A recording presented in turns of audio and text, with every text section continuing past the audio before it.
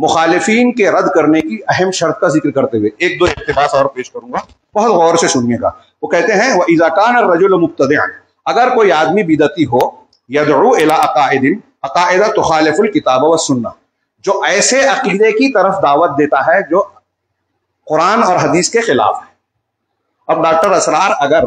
وحدت الوجود کا عقیدہ بتا کے اس کو صحیح کہہ رہے ہیں، ابن عربی جو کہ ایک راس الکفر پیش کرنے والا انسان ہے، راس الکفار سا ہے، امام ذہبی نے کہا اگر اس کی کتابوں میں کفر نہیں ہے تو دنیا میں کفر ہے ہی۔ ابن عربی کی تعریف کر رہے ہیں، اور صرف ڈاکٹر اسرار نہیں، ہمارے یہاں بہت سارے علماء اور مبلغین ہیں۔ پڑھیے ذرا یہ جو میں آج پیش کر رہا ہوں، جو باتیں کہہ رہا ہوں، اس کا تقاضا یہ ہے، ہمارے درمیان جہنم کے دروازوں پر بلانے والے لوگ ہیں، شرک اور کفر کی دعوت دے رہے ہیں، ہم ان کا دفاع کر رہے ہیں، ان کو برا مت بولو، جو برا بول رہے ہیں وہ برا۔ ڈاکٹر اسرار جو باتیں پیش کر رہے ہیں اللہ عرش پر نہیں ہے، ہر جگہ ہے، یہ قرآن حدیث کے خلاف ہے، تمام اہل سنت اور اہل الحدیث کے عقیدے خلاف ہے، امام ابو حنیفہ، امام شافعی، امام مالک، امام احمد، تمام محدثین، تمام صحابہ کے عقیدے کے خلاف ہے۔ امام احمد نے، امام ابو حنیفہ نے اس کو کفر کہا ہے، وہ پیش کر رہا ہے۔ اب آپ کو کلیئر ہے کہ نہیں؟ میں نے ابھی مثال دی تھی تو شاید وہ بات ادھوری رہ گئی کہ صحابہ کے بارے میں اللہ نے کلیئر کہا کہ اللہ اور رسول راضی ہیں، ان کا طریقہ یہ ہے، اور یہ متشابہ کچھ تاریخی روایت کو لا کے ان کلیئر باتوں کو چھوڑ کے مستشابہ کی طرف جاتے ہیں۔ ایسے ہی یہ قرآن حدیث میں کلیئر ہے کہ اللہ عرش پر مستوی ہے، یہ عقل اور منطق کی، فلسفے کی متشابہ باتوں کو لا کے اس کا رد کرتے ہیں جو محکم ہے، کھلی باتیں ہیں۔ یہ انجینئر صحابہ کے بارے میں جو کلیئر عقیدہ ہے، تمام اہل سنت کا یہ عقیدہ ہے، عقیدہ کہ ہم کسی ایک صحابی کو بھی غلط نہیں کہتے، ان پر طعن و تشنیع کو جائز نہیں مانتے۔ اگر کوئی شخص کسی صحابی کو برا کہہ رہا ہے وہ ملحد ہے، بے دین ہے۔ اب یہ عقیدہ کلیئر ہے۔ اب ایک آدمی صحابہ کو برا کرنے کی طرف ہم کو دعوت دے رہا ہے، ہم اس کو سن رہے ہیں، اس کو فارورڈ کر رہے ہیں۔ یہ کیا کہہ رہے ہیں علامہ ابن تیمیہ؟ مسلمانوں کا اتفاق ہے کہ ایسے بدعتیوں کو کچھ جو ہے کہہ رہے ہیں کہ اگر ایسے شخص سے، شیخ نے کہا کہ جو قرآن و حدیث کے ثابت شدہ عقائد کے خلاف کسی عقیدے کی دعوت دیتا ہے جس سے ڈر ہے کہ لوگ گمراہی کا شکار ہو سکتے ہیں، وَيُخَافُ أَن يُضَلَّ النَّاسُ بِذَلِكَ، بہت غور سے سنیں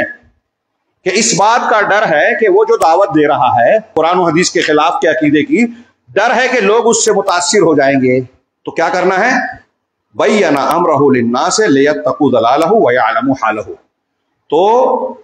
ایسے شخص کی حالت کو لوگوں کے لیے بیان کرنا ہے تاکہ لوگ اس کی گمراہی سے بچیں اور اس کی حالت کو جان جائیں۔ نام لے کر بولنا ہے یہاں، کہ علی اصغر انجینئر جو ہے، کیا نام ہے اس کا، یہ ایجنٹ ہے رافضیوں کا، قرآن و حدیث کے عقیدے، ثابت شدہ عقیدے کے خلاف بات کرتا ہے۔ ڈاکٹر اسرار کے یہاں گمراہی ہے، غلط عقیدہ پیش کرتے ہیں،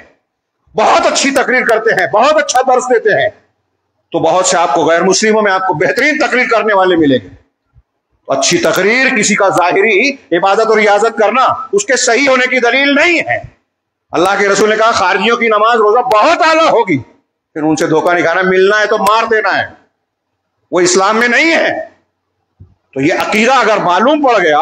عوام کو کبار علماء نے بتا دیا کہ اس کے ہاں کھوٹ ہے، یہ سن لیجئے، اب کیسے سمجھیں گے؟ بڑے بڑے علماء جو معتبر ہیں ان کی اکثریت اگر آپ کو کسی کے بارے میں اعتراض کرتی ہوئی نظر آ رہی ہے، چھوڑ دیجئے اس کو، مت سنیے، مت فارورڈ کیجئے۔ کیا اگر آپ اس کو چھوڑ دیں گے تو دین جاننے کا راستہ آپ کے لیے بند ہو گیا؟ محتاج ہیں آپ اس کے، اور علماء کرام کی قلت اور کال پڑ گیا ہے کہ اب ایسے جاہلوں کے پیچھے آپ چلے جائیں گے، اور یہی ہو رہا ہے۔ اب آپ ججمنٹ کریں گے کہ وہ جاہل ہے، علماء کہہ رہے ہیں کہ وہ جاہل ہے، وہ گمراہ ہے، غلط عقیدہ پیش کر رہا ہے، آپ ماننے کو تیار نہیں۔ کھینچ تان کے ایسی چیزیں جو آپ کو سمجھتی نہیں ہے آپ اس پر بحث کرتے ہیں، یہ سلف کا طریقہ تھا۔ جس دور میں یہ امام احمد اور یہ لوگ منع کرتے تھے، اس دور کے لوگ ہمارے دور کے لوگوں سے بہت زیادہ علم والے تھے، پھر بھی ان سے کہا جاتا تھا کہ بدعتی کی مجلس میں مت بیٹھو، اس کی بات مت سنو۔ ہمارے یہاں لوگ کہتے ہیں کہ نہیں میں تو سنوں گا، میں بہت چالاک ہوں نا، مجھے بہت سمجھتا ہے، غیر محسوس طریقے پہ اس کو اہمیت دے رہا ہے، اس کو لائک کر رہا ہے اور بڑھاوا دے رہا ہے، کہہ رہے ہیں وہاں